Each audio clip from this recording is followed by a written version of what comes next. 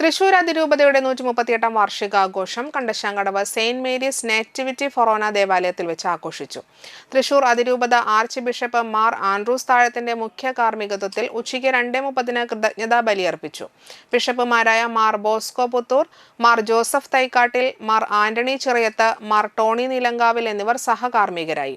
തുടർന്ന് ആർച്ച് ബിഷപ്പിന്റെ അധ്യക്ഷതയിൽ നടന്ന പൊതുസമ്മേളനത്തിൽ Kerala veterinary animal science university vice chancellor doctor KS Anil മുഖ്യപ്രഭാഷകനായി.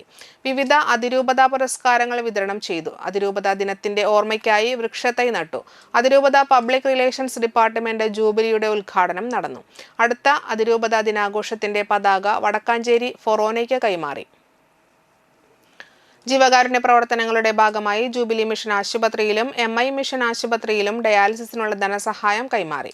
അതിരൂപതയിലെ 222 ഇടവകകളിൽ നിന്നുള്ള 3000-ഓളം പ്രതിനിധികൾ സമ്മേളനത്തിൽ പങ്കെടുത്തു.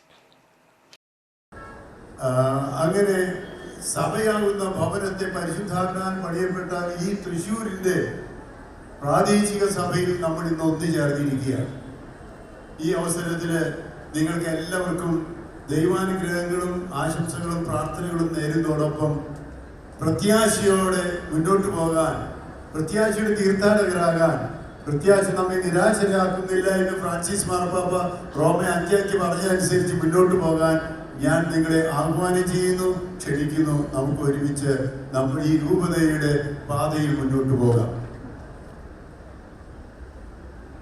1887 മെയ് 20-നാണ് ഭാഗ്യസ്മരണാർഹനായ ലയോ 13-ാമൻ മാർപ്പാപ്പ